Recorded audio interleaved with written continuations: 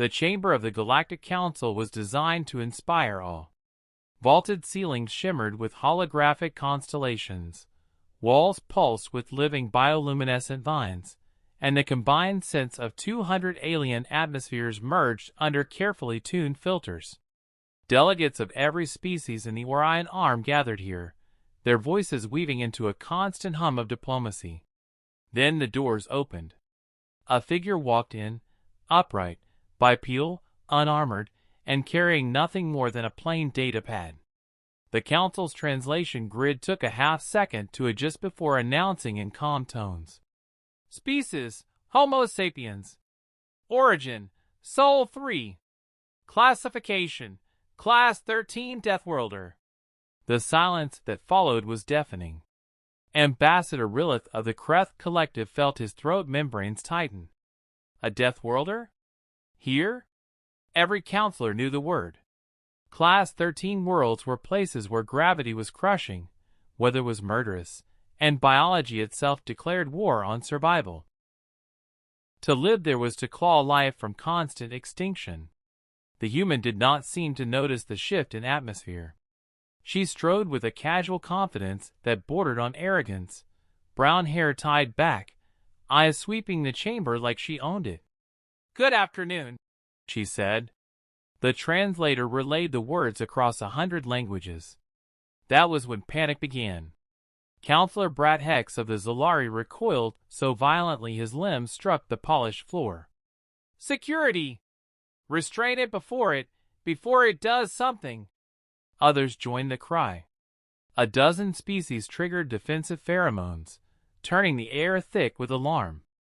Security drones zipped down from the ceiling, weapons primed, focusing red beams on the lone human. The woman blinked, frowned, and slowly raised her hands. "Seriously? I just walked in." The chamber dissolved into overlapping voices. "Contain it! It's a predator. Look at the forward-facing eyes. By the stars, its muscle density alone could snap a Sauri's spine." The human's brows furrowed. She shifted her weight, and every weapon in the room tracked the movement.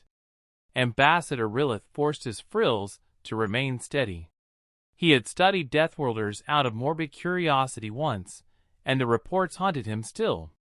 These beings endured temperatures that boiled lesser species alive.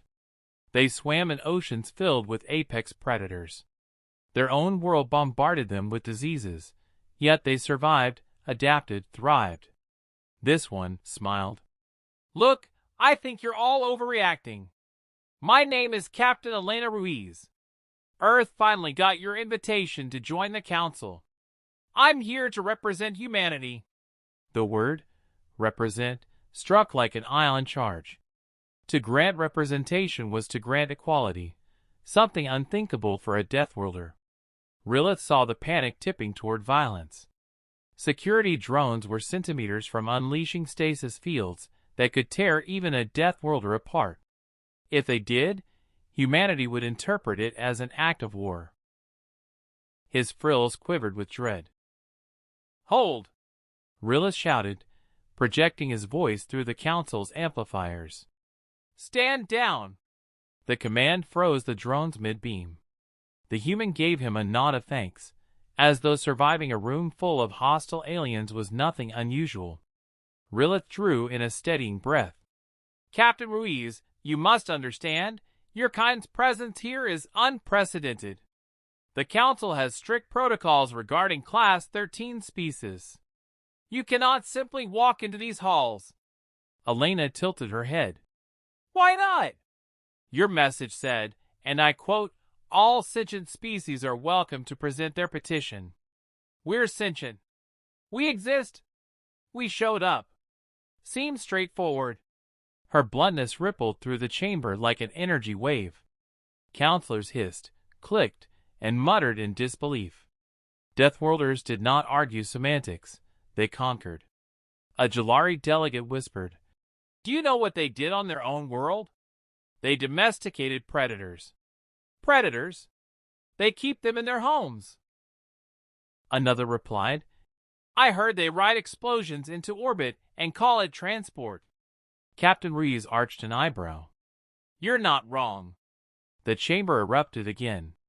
Rilith closed his eyes briefly. He could sense the fragile balance breaking.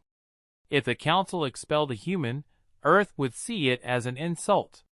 If they admitted her, fear alone might fracture the alliance.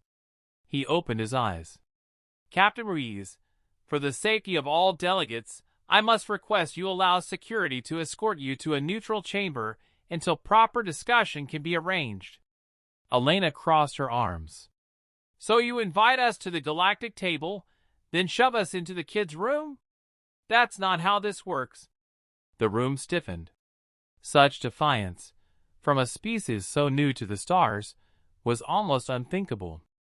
Yet it was also familiar. Rilith had seen the same defiance in his own ancestors when the Kreth first resisted assimilation. Perhaps that was why he didn't stop her next words. "You all fear us because we come from a dangerous world. Fair enough. But you mistake survival for aggression. We didn't choose Earth's conditions, we adapted to them. We learned resilience, creativity, and stubbornness. And now we're here, not as conquerors, not as predators, but as equals." The silence that followed was different this time. Not fear, but consideration. A dangerous possibility. Still, Counselor Bradhex hissed, "This is madness. A Deathworlder cannot be trusted among civilized species." Elena's gaze snapped to him. "Civilization isn't about fear. It's about cooperation. If you can't see that, maybe humanity's got more to teach than you're ready to admit." The council chamber held its collective breath. Rilith slowly raised his frills. "Security, stand down fully. Let the record show humanity has made its petition." The drones withdrew.